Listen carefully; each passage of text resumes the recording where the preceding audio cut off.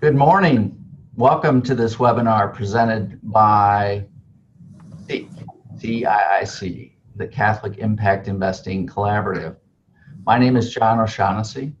I am here today as a member of the CIIC Steering Committee, and I am absolutely delighted to be joined by two very good friends and fellow CIIC Steering Committee members, Pat Dinneen, joining us from Boston, and Matt Zieger, who is beaming in from Washington, D.C. First of all, CIIC is a non-incorporated global network of Catholic impact investors seeking to expand the practice of impact investing among Catholic institutions. We are a peer-to-peer network where investors ask questions, share advice, learn from each other as we work to increase the positive impacts of our investments. But it's also to navigate how we do that practically and with integrity and responsibility. One way to say it is we are truly a Catholic community of practice around impact investing. So if you're not so familiar with CIIC, please check us out, our website at catholicimpact.org.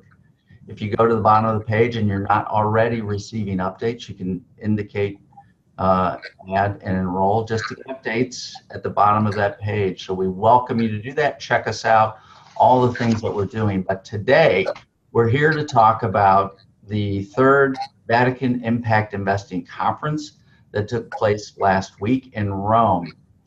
Pat, Matt, and myself and other CIIC participants attended, and we'll spend the next 57 minutes or so sharing what we witnessed during those 3 days. So let's do a quick outline. Let's look at our quick outline here for what we'll do in these exceeding minutes. Okay, in a second we'll really begin in earnest with prayer.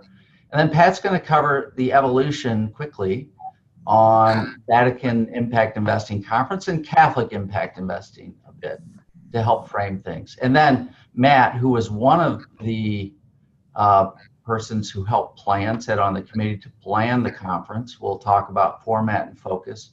And that will give you sort of an idea of what it looked like to be there.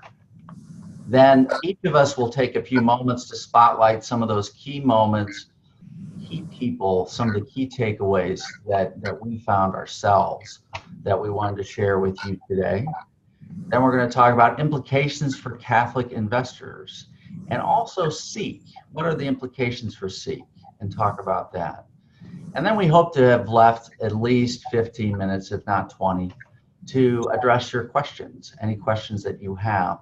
But please don't delay. If you have any questions that's coming up as we move along, just go down to the Q&A icon on the bottom of your page, put your question in, and we'll line them up to talk about those there towards the tail end of our time. All right.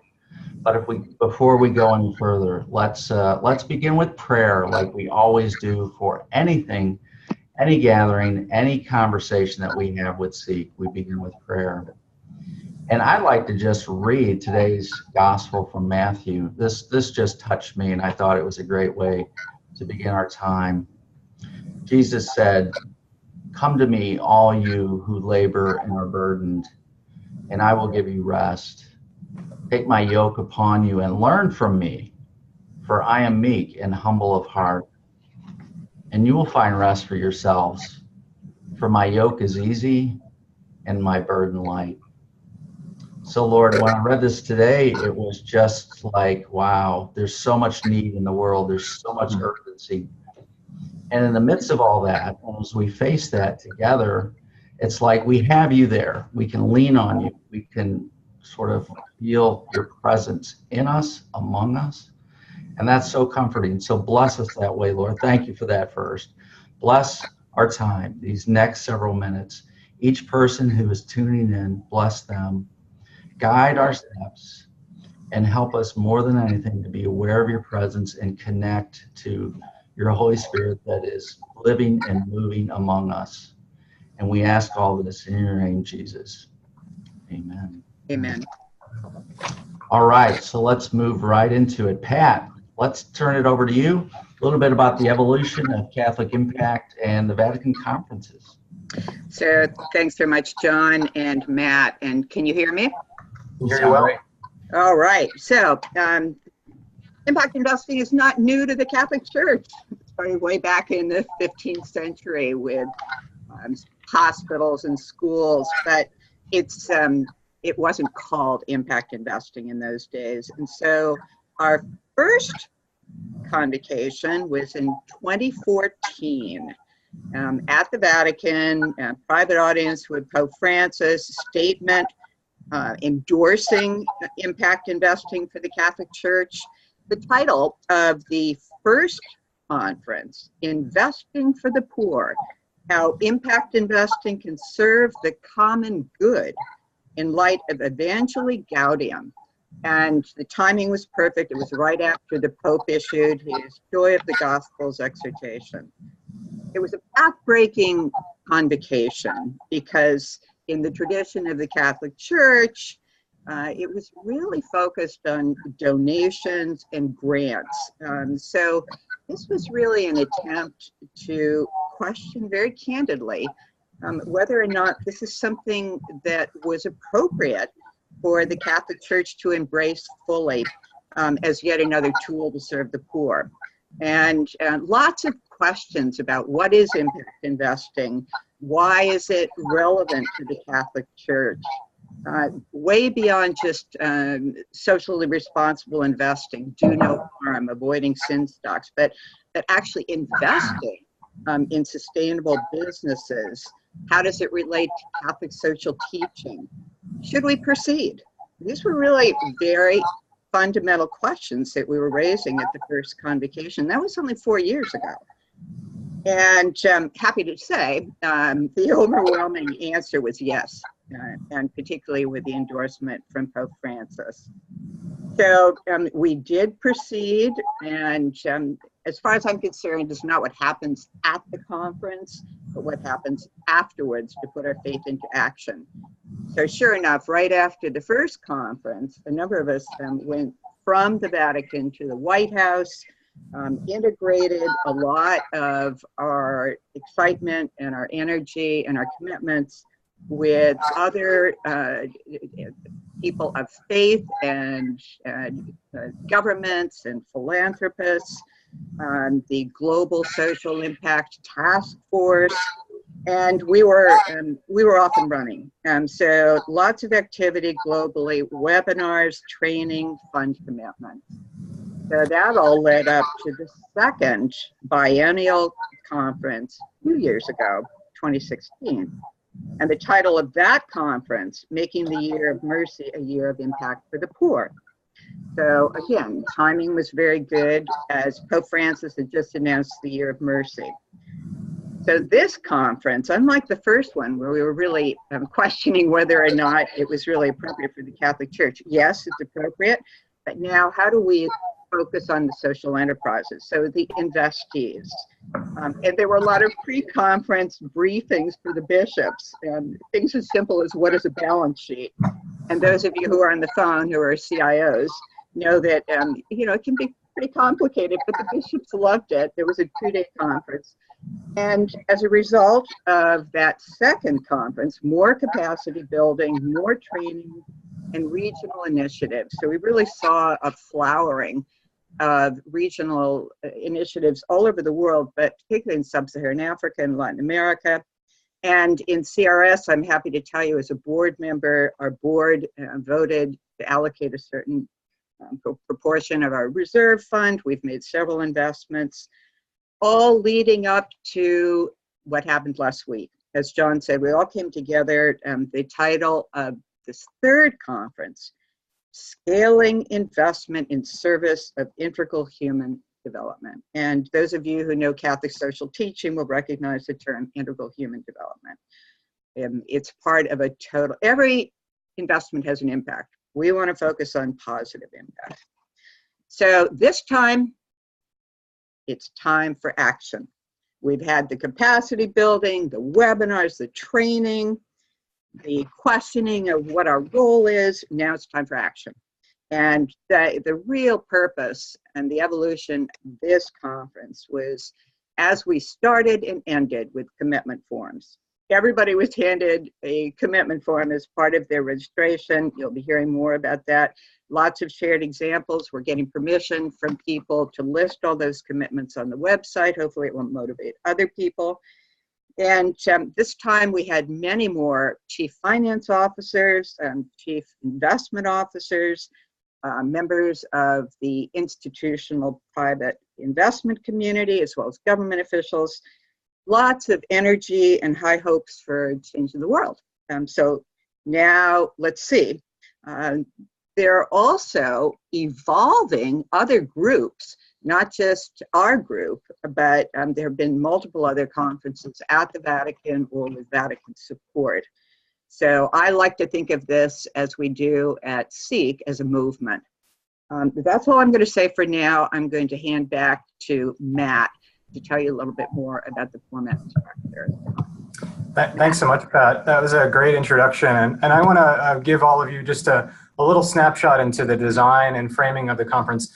Again, my name is Matt Zieger. I lead impact investing for Catholic Charities USA and also do a fair amount of work in social enterprise and also have the privilege of serving on this the Catholic Impact Investing Steering Committee with my fellow panelists here. And we had a really wonderful time at the conference. And so we want to kind of let you into how it was structured and really as you think about action steps that you might even be able to take with us in this work, that you can see opportunities to do that. So before we get into the takeaways and all of that, I want to spend a few minutes kind of walking through the framing of the conference.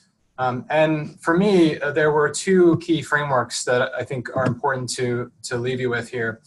The main conference themes were organized around these impact areas. So if you look at all of the agenda items and the structure of the speakers and much of the breakout sessions, there were these four areas that were kind of the consistent themes. Healthcare access for the poor, employment, social enterprise, and really a particular focus on youth in that work, for the unemployed and underemployed youth in many markets around the world. The idea of walking in solidarity with migrants and refugees, and in particular in how to finance small and medium enterprises and other infrastructure that helps them build livelihoods in new communities. And then Laudato Si and climate change and development and all of the work that the church and affiliate organizations are doing in environmental issues. And if you have a few minutes, I want to, even during this or after this event, take some time to go to the conference website itself. There's a lot of information about the agenda, the attendees, that can help you really get a sense of a little bit about the conversation that was had there, and to give you a sense of who participated in those conversations. The second key area was, I think, framed up well by the first plenary session discussion, which was titled Across the Returns Continuum, and was led by Matt Bannock of Omidyar Network, who was also a sponsor of the conference, but also someone who's been obviously a long-time supporter and investor in building the impact investing ecosystem around the world. And so, as all of us know that are in the impact investing space, that not all investments are created equal, and that not all investors are created equal. And so when we look at this continuum, it was a helpful framework, I think, to understand where people are seeing themselves in this market. So on one hand, you have these commercial rate investors on the A1 side of this, on the left-hand side of this chart, that are really only interested in market-tested, high-return investments. And on the other end of this spectrum, you have philanthropic investors that may be very concessionary in their returns, willing to forgo all of their capital if they see it have a catalytic impact on the issue that they're working to address. But I think what was important for really the action point of this work was that many of us sit in the middle between those two areas, that many of us are trying to build infrastructure and opportunities between those two sides. So I largely think that the value of this conference was really purposely structuring the panels and the content around the issue, not only the issue areas, but also representatives that really were in different places along that spectrum. So you could get a sense of what action is happening, what real funds are being deployed across those different areas across that continuum. So when you look at kind of who was represented, just a little example, you had folks like TPG Rise, which have launched a very large fund, a $2 billion fund, aiming to match their traditional market rate returns in their other funds, in their growth funds that were probably close to 25% at this point. And then you have concessionary investors like MacArthur Foundation, that are really using their philanthropic capital to build markets and to build infrastructure. And in every one of those panel areas, every one of those investment areas that we discussed before, you had a good sense of kind of what's happening in the market across that spectrum. And I think it's important to ask the question of, why these areas, why these impact areas. If you look at these themes, they may not be on the forefront of every investor even participating in this conference today. But I think when you look at what the work of the Vatican has been focused on, certainly, and you look at the concerns of the church globally around those that are most vulnerable and poor in the world, these key areas are probably where the most relevant investment is happening to the most poor and vulnerable in pretty much every society across the world, and certainly in the U.S. as well, from our perspective.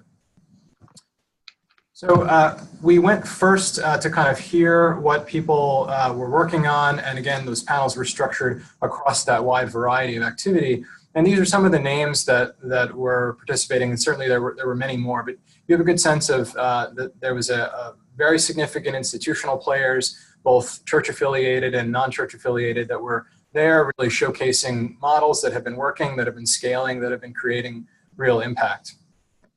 And for me, I think those two frameworks helped me understand, that the maturation of the market, and really to Pat's point, how much has really happened over the last few years, both in Catholic institutions and also in the rest of the market, around taking these concepts and really putting them into practice and learning from pilots and models and being able to scale this work in new places around the world. And as we wrapped up that session, I think it's most important to say that we ended every day and we ended every process really focusing on what it means for us and how do we take action with that work. So we had spent a considerable amount of time in small groups, snapshots of how we kind of broke out.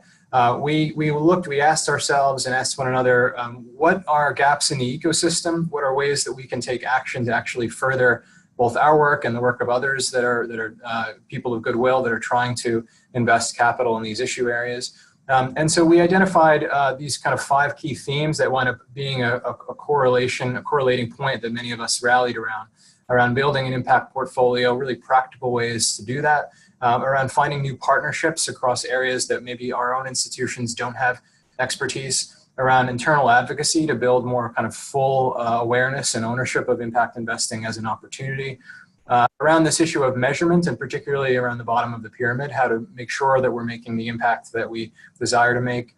And then to Pat's point, I think back to the earlier conference days, really spending time mentoring both church organizations and enterprises that are able to make impact if only they had the correct business acumen and support wrapped around them. So that's a very brief snapshot that hopefully will give you a sense of where we left. This is the commitment form and some of the sense of some of the commitments that we made. You had organizations like CRS really doubling down, Catholic Relief Services, really doubling down on their work in this space. And you had other investors like USAID and others that were explicit about new commitments they were making because of this conference. So as we wrap that up, I want to turn it back over to, we're going to have a little discussion on key moments and takeaways that we had. So I'm going to turn it back over to John to lead the conversation. Great. Thank you, Matt. Thanks, Pat. So we thought at this point, after having given you a fairly rich idea of what led up to this third conference, following the first and the second, and then Matt sharing more details of what it was like to be there and many of the people and what went on. We thought it might be good now for each of us to take just 3 or 4 minutes to say, okay, what for us personally, what really stood out? What were one of those two or three key moments, those 2 or 3 key people, and what might be some takeaways from us that we ourselves saw? So I'm going to hand it over back to Pat. Pat, you want to begin with that? Yes, and it's very much in the spirit of the opening gospel you read, every day starting with daily mass and leaving room for the Holy Spirit and reminding us why we were all there.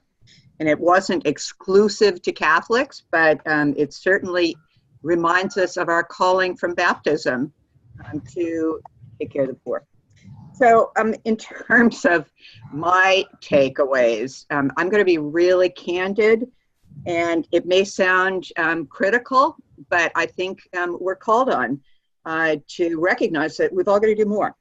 So how did we do on the stated objectives? We had 3 objectives for the conference.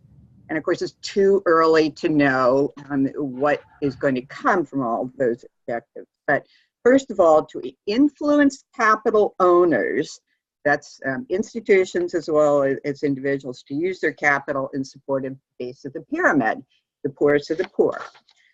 Second objective, to profile investable and blended finance vehicles across those 4 core areas that Matt articulated. And third, garner commitments to action from the participants. Okay, quick assessment. How did we do on the first one? It's too early to tell.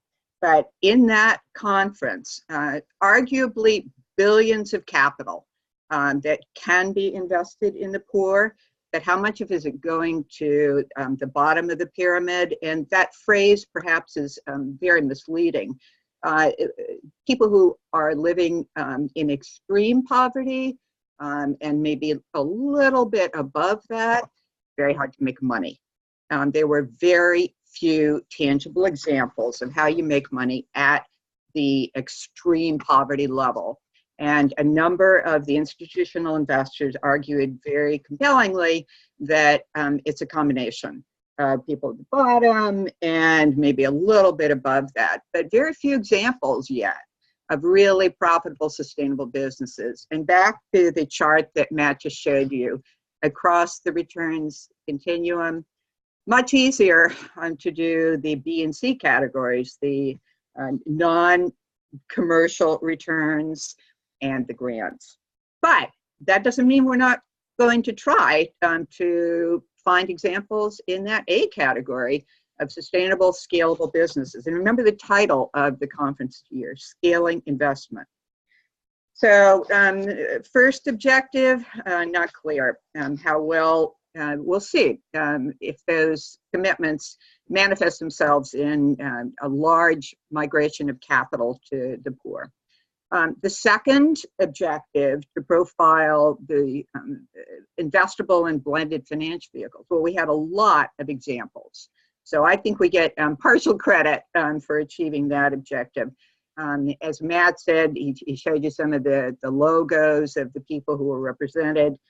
We got a good idea, but there were a lot of people missing from the conference. Attendance was severely limited to less than 150 people. And so I think we need to search for a lot more very innovative vehicles. And we're going to come back to this because I think that's an opportunity for CIIC.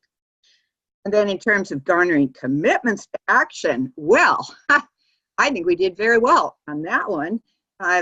There were probably about 100 people who got up on the second day at various times during the conference to announce commitments. Tangible commitments, they had thought it through, people took it seriously. We're trying to get permission now from everybody who spoke to list those commitments on the website, so hopefully you will be seeing those and it will inspire those of you on the call today to make commitments as well. And I think that moving forward, there will be opportunities, hopefully through CIIC, to work together on some of these early commitments.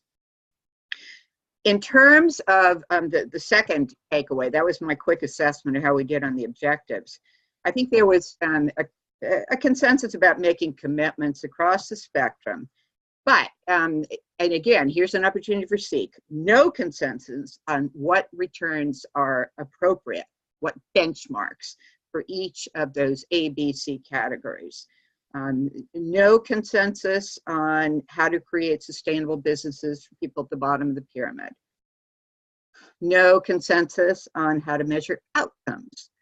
Much easier to measure outputs, but very difficult to measure outcomes, especially across sectors. And then I think one of the issues that I take very seriously is how to implement these blended finance vehicles. No consensus, still early days. We need to find and document the success stories. And again, opportunity for CIIC, we'll come back to that. I think that one of the other takeaways for me, and I really opened up my mind on this, there are some compelling reasons to remember that not all problems can be solved by commercial capital. And there's some compelling reasons for that B category, the sub-commercial investments. Things like supporting pioneering new models for new markets, like solar lanterns and building an infrastructure and ecosystem, hedging companies for foreign currency, and promoting policy changes, whether it has to do with private education or government support. So I think there are some compelling reasons on the sub-commercial investments. There were some quotes from some of the participants. One of the institutional investors said that one of his investors complained that he was making too much money for them. That must mean they weren't focusing enough on impact. Well, we need more evidence. Again, CIIC, let's help us, and more evidence that we can do both. Make very attractive returns as well as very meaningful impact and benefits for the people at the bottom of the pyramid. And then I think for me, probably one of the most important announcements as a CRS board member was the Azure project that CRS has been working on for a long time now. This is to provide loans to water service providers in El Salvador so that the poor can have water delivered straight to their homes at less money than they're paying for bottled water. It's a project that has been structured in such a way that it can be scalable and replicable throughout Latin America and hopefully other global economies. There was other mention of farm access. That's farm spelled PHARM. This is safe care for the poor. 46 Catholic hospitals in Kenya, and the banks won't lend to them. So again, an opportunity to convert, pun intended, some of the social programs from CRS and other charities into social enterprises that are scalable and sustainable. And finally, my takeaway, and I'm going to turn back now to Matt and John, but just do something. It doesn't have to be perfect. And at our Taking Action breakout session on the last day, we came up with a lot of lessons learned. You make mistakes, but just do something. We've got an urgent problem with poverty and social justice, immigrants, healthcare, youth, climate. Just do something. Okay, guys, hand back to you.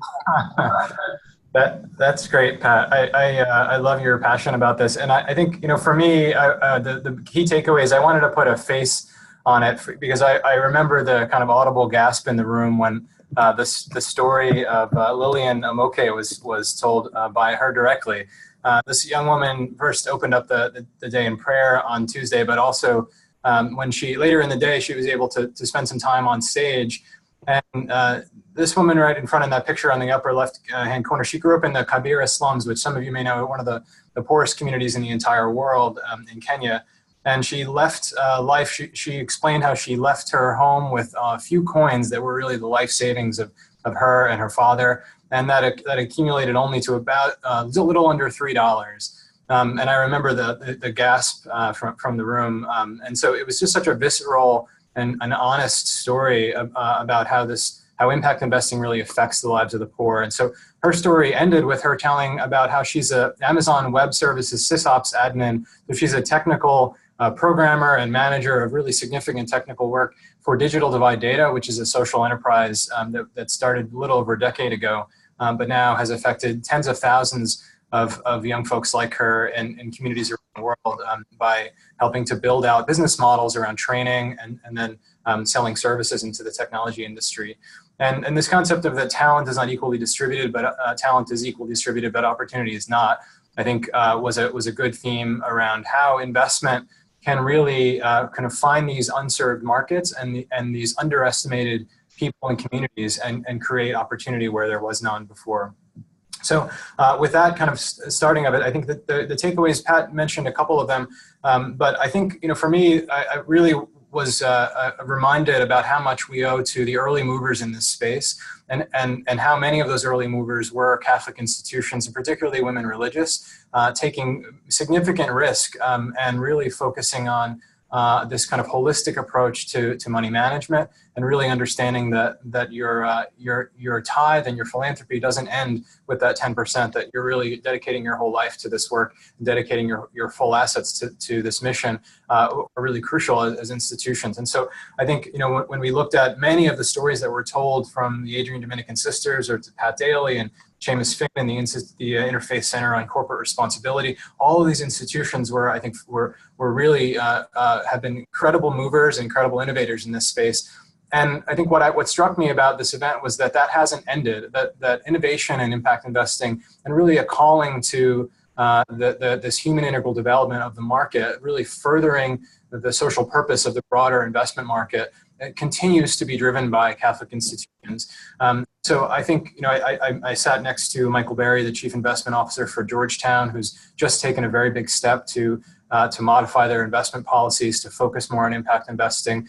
So, I guess I just want to leave all of you that it's possible, that it makes a difference in real lives like Lillian, and that the market is really both has been driven by Catholic institutions who remember the kind of ultimate mission of their capital, but also continues to be driven by that as we seek to really further and scale that work. And Pat mentioned, Azure, and I think that was the last thing I want to reiterate, that one of the most important things I think that's happening here is that you're seeing a convergence of social enterprise and impact investing, and you're seeing LLCs and business structures set up specifically for the purpose of creating investable deals and creating investable pipelines that really further a particular mission. And so that, I think, was reflected in Azure, but we saw that in many different sectors, that there are these new and much more sophisticated entities coming online that give opportunities to investors from all stripes to really make impact in significant ways. So I'm going to turn it back over to John. Great, thanks, Matt and Pat.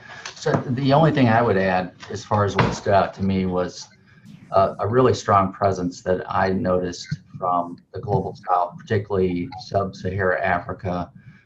Some of the participants, Matt mentioned one woman who was just really affected the room. There were others that would stand up and speak and share, particularly during the Q&A. And there was sort of this plea to say, look, we need this sort of technical assistance. We want to be doing this ourselves. We need help to do this. So there was an archbishop from Nigeria who stood up and spoke to that, essentially. And there was people that would come to him and speak. And I, for one, talked to him a while about a group that FSM supports, aid agency in Ireland, that does tremendous work around sustainable livelihoods, positive environmental impact, developed an impact fund in Eritrea and Ethiopia, highly effective.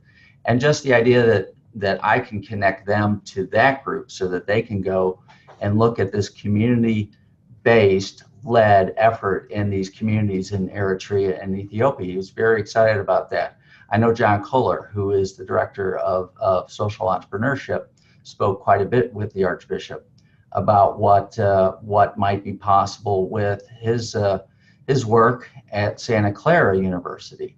And so these sorts of things really led me to share that what I saw was, because it was the size it was good and bad, 125 roughly people, it allowed for a great accessibility with people around you. A large conference, that doesn't happen. But when you're in this smaller room and it's a lot of people that you suddenly can connect with, they're there to talk to and they're open and willing to do so. And so I saw that. And so that really stood out to me. The downside of that is that it would have been nice to have more people that could have been in the room, and perhaps maybe more Catholic investors, that I think the complement of those who are intermediaries or those who are working directly in social entrepreneurship or these areas, but more on the investor side, and more investors possibly from other parts of the world. Didn't see many from Asia. And so that stood out to me. But so it's that good and bad, right? It's hard to really to make it exactly right. And the last thing I would say is this sense of urgency. I heard this from Father Augusto Zampini at the very end when he spoke about the urgency of the work here. And he was pretty dramatic. He said, and bold, to say, you know, allocate 10% to impact investing, it's nothing. We need, if we talk about 40%, then we're talking about something. And I heard somebody say something about, I guess, does he understand asset allocation? But in my mind, it was like, wait, there's an attitude here. And we need to sort of be challenged by the church and this Pope and this dicastery and the Cardinal Turkson and Father Zampini to look at it differently than we have and not be so comfortable with our own models of looking at asset allocation. And so I took that away as the major takeaway, including coming back to FSM and how do we look at it even beyond what we're doing now. So those are, we'll move on after having shared that, and let's move into the next piece of our time, which is to talk about implications for Catholic Impact Investing Collaborative and Catholic Impact as well. So let's turn it back to Pat. Pat, would you like to jump in on this? You bet. And I have a whole long list, and I am really hoping that everybody on this call will contribute ideas. And John, my heart was beating, as you said, big and bold and urgent. Those are exactly the kinds of calls to action that are huge implications for CIIC. Who else is going to do it? In our resource deep dive for taking action, we talked about a lot of resources, templates, websites, databases, but not one really focused on Catholic social teaching except CIIC. So here's our calling. Here are some of the implications, I think, most immediately for CIIC. And I'm calling on all of the people on the phone today. If you want to help us, please get in touch with us afterwards. John will tell you how, but you can go onto the website and figure it out. So first of all, go global. We're predominantly US based now, and you can look at the members of the steering committee. These are 3 out of 7 of us. The next member of the steering group will be global, whether it's sub-Saharan Africa or Latin America or whatever. We really need to reach out to our brothers and sisters across the globe and respond to what they're seeing in terms of investment opportunities. I also think that there's a great leadership role for CIIC in continuous innovation. As I said, very little focus at the convocation about how to implement these projects. Anybody can come up with innovative ideas, but it's really how you build businesses, make a profit, make it sustainable in a competitive world. And I think people on this phone are well qualified to help.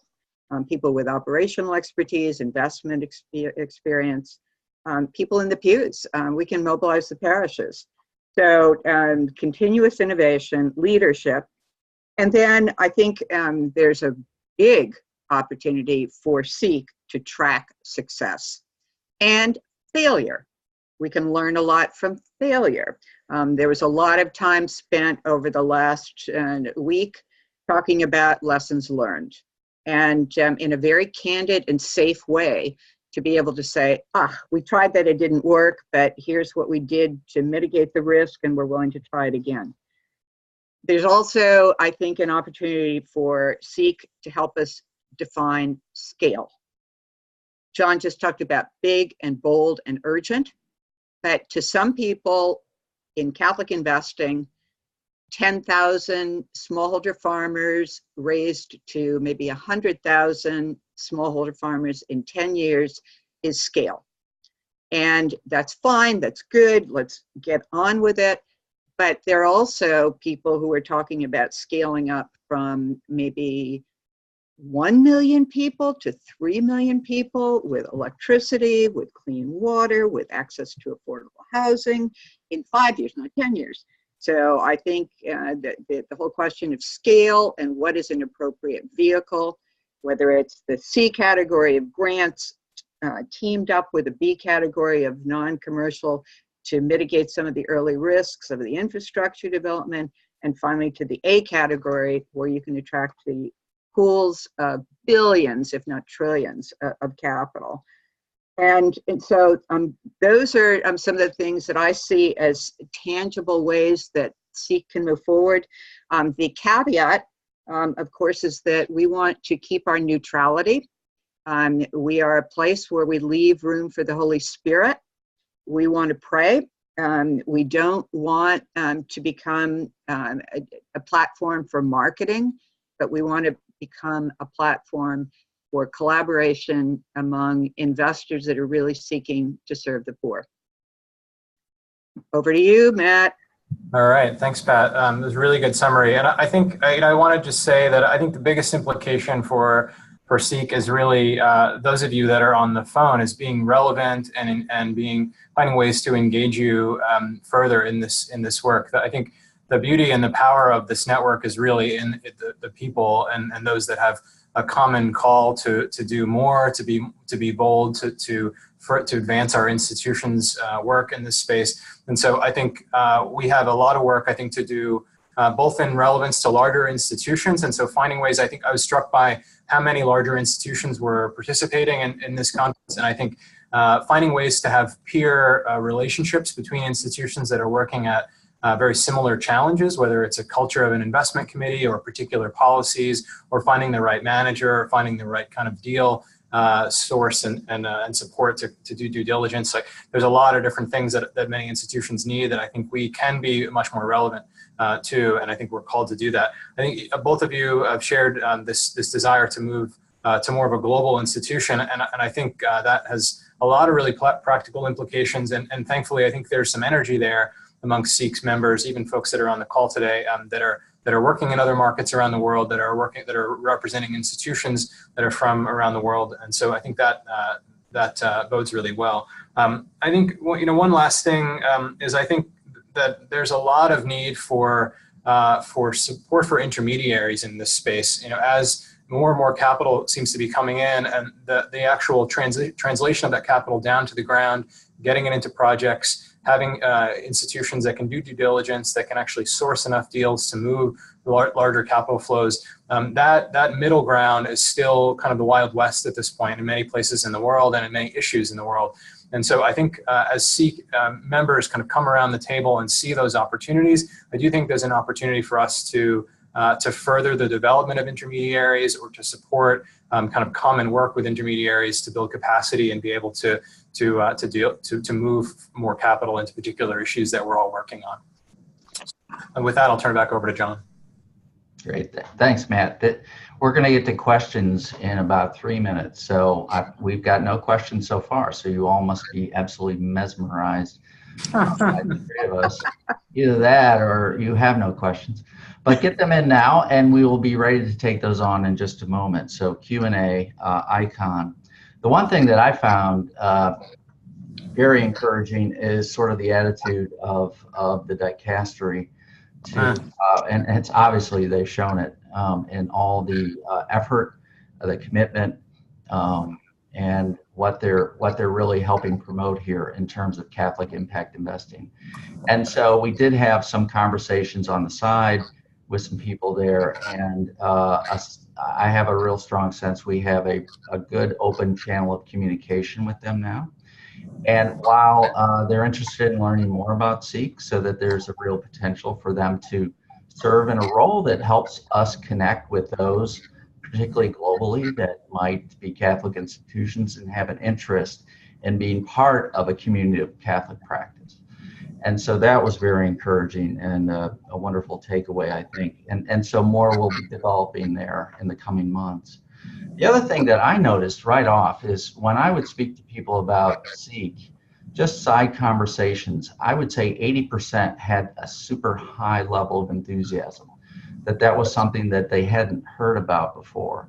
And in describing it, they received it as this is very, very helpful and needed. And so I found that personally very encouraging, that like, okay, you know, you want to sort of put it out there. Does this make sense? You know, always challenging yourself on what you think, and then to receive that feedback, and then people being willing then to connect you to other people. It seems like we're doing something that seems to be right. And so that too was encouraging. The very last thing I'll share is that with CIIC, coming out of this, it became clear we need to do more than what we're doing now in terms of support structure within CIIC.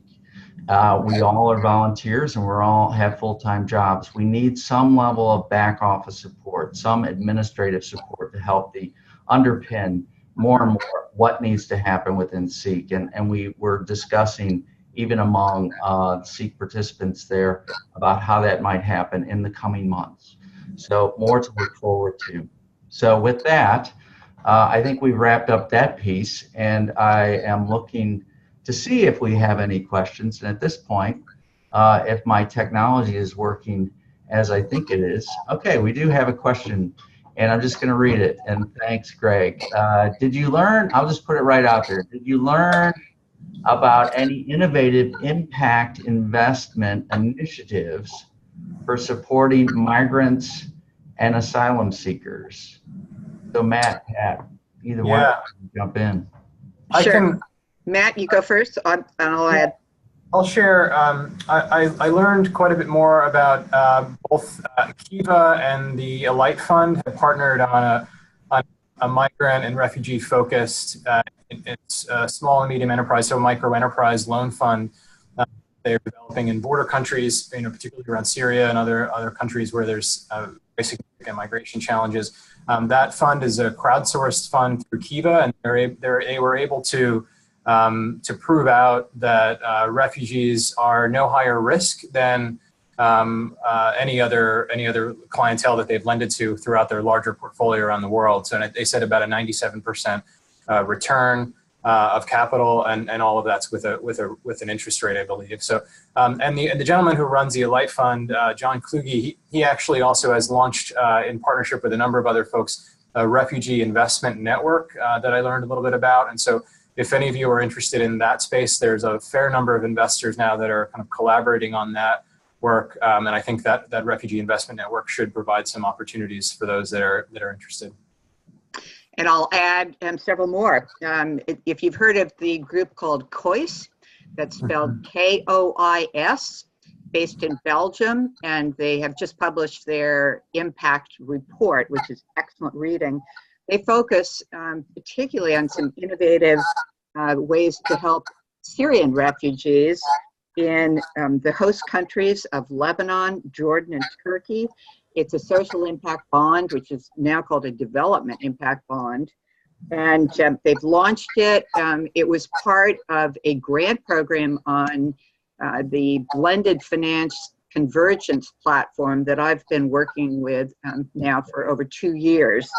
Very innovative, scalable, and it provides vocational training and other forms of support for Syrian refugees in host countries. There is also a social impact bond right here in Massachusetts, I'm delighted to say, not with the Catholics, but with the Jewish community, and they subcontract to the Catholics. So it's a great example of interfaith cooperation for the poor. Focused on immigrants and refugees, and I don't think Tracy would mind me saying that she made a commitment to expand that refugee social impact bond model to multiple other jurisdictions throughout the United States, based on the success of the Boston model. I think this is an opportunity for CIIC and also hopefully for many of you on the call today. Also, not represented at the conference today, but Matt just mentioned John Kluge. He and this group called Refuge Point are involved with interfaith support for sustainable solutions for refugees and immigrants. Refuge Point is the name of the organization, and Catholic Charities is talking now. It's domiciled in the U.S., so CRS is not eligible to join because we only do the emerging markets. But that's yet another example of some really good support, investing support for refugees and immigrants. Great. I'm going to blend a couple of questions here that just came in. Corrine and Jason, thank you. And these seem to relate a bit to this tension between market rate investments and those that are more impact first investments. And so the question is, sort of addresses that. I think we've lost audio. No, we're good. Oh, we're good? Okay. Okay. So I guess the question here is, one, how do you see institutions working through that question? The idea of focusing less on the return side versus the impact side. I can't hear. Oh, well, so Pat, it sounds like your sound might be out, but I think, Matt, are you hearing me? I can hear you fine. Okay, we're going to continue. We'll continue, Pat, sorry. So Matt, this idea of this, addressing this tension between the market rate and the sort of impact first side from a Catholic social teaching perspective, how might you address that? Yeah, I think that's a great question, and I think something that came up, perhaps even an opportunity for CIIC to really work with the church and work with some scholars and theologians on really diving into this issue. I think it is an issue more and more, and as John mentioned, I think there's the hope and there's some work going on, some long time work going on around developing more documents from the church proper, from the bishops' groups, and also from the Vatican directly on how to approach this. So I think it is a tension. I think that all of us feel, I think particularly working with the lowest income communities in the world, that this concept of making returns off of the poorest of the poor can feel really wrong and can be really wrong at times. But there certainly are opportunities to provide livelihoods and to further really important work of Catholic social teaching through those kind of investments. So I think we all can learn from one another on this, and I think we can also more directly lean on folks like Father Zampini and Castri who are working through this issue right now really diligently. So we hope to certainly see more guidance on that, and we hope to be a part of guiding that. So if any of you have particular issues that you want to work through with us, I think we would all be open to CIIC diving into this and asking some folks from the church to help us work through these issues as well. Great, thanks. One more question I think we have time for. Seamus is asking about the big Catholic institutions. How do we engage the big, the medium, and the smaller asset owners and the Catholic community? I'll just read this. Many of the latter are doing some very interesting off-grid stuff that flies below the radar. I think they need to be welcomed and engaged separately to help them develop their sea legs. Pat? Absolutely. And Seamus, thank you so much. It's a whole question of scale. And we need everyone. And I think that you're absolutely right. There are some huge pools of capital in some of the large institutional investors. And I don't know if I've shared this with you before, but I'm trying to mobilize, for example, the Archdiocese of Boston. And one of the, and I'll be really candid about it, one of the problems is that a lot of the larger Catholic institutions separate their investment committees from their social programs. I think in light of what Father Zampini said, it's not just the 10% of your budget that goes to the sub-commercial returns, but maybe the rest of it should be looked at as well. And we need to integrate a lot of that innovative thinking into the investment committees and maybe recruit a number of the people in the parishes, in the diocese, with private equity and venture capital experience and have them participate at least in advisory committees for the archdiocese and the dioceses around the world, and listen to what the Catholic Church is doing in Africa. They don't seem to have this false dichotomy. I think they're moving ahead. I'm sure you did too, picked up a lot of ideas. Cardinal Turkson said that his diocese in Ghana is going full speed ahead. And I think that maybe some of the large dioceses in this country can learn from our brothers and sisters in Africa. Matt and John? Yeah, I'll just reiterate that I think it's right on, and I think it is a big challenge that the innovation often happens with the smallest institutions that are able to both have, I think, quicker routes to decision making. That maybe they're able to take on additional risk to really create markets.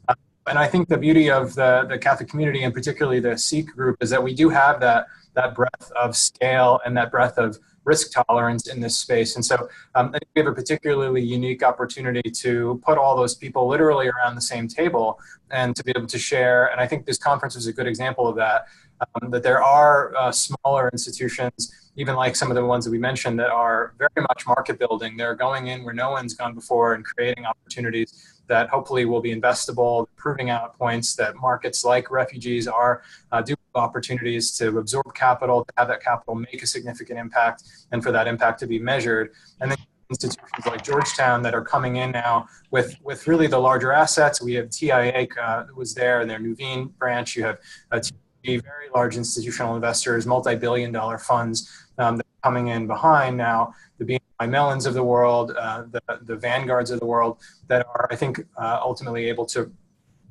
move into that space as we prove out those points. So I do think that the relevance, again, of CIIC to larger institutions to help them work through these challenges and help them see really how far they can go and how much impact they can make is a crucial bit of work that we need to do over the coming year. And I think we rely a lot on what John had mentioned about building out the infrastructure to be able to share resources and gather people and connect conversations into action in a way that a volunteer group or just a loosely affiliated might struggle to do. Great. Thank you both for that, and thank you all for your questions. We are near the top of the hour, and so we're going to wrap it up. And in wrap up, first of all, Matt and Pat, thank you so much for joining in today and providing such rich sharing of what we all saw at the conference, and also our own personal takeaways and what we saw as key moments. Just a few things for you folks. This has been recorded. This webinar has been recorded and will be made available online on our website sometime next week. So I expect we'll send out a update to anyone who is receiving our updates, who signed up for those. And so you can then share that link with others. So let others know if you think this is something that they would receive benefit from, checking out the recording. Other things moving on ahead for CIIC, we will have another gathering, a regional gathering. We had one already in May in Boston, one in San Francisco as well later in May, that were very, very well attended and I think successful.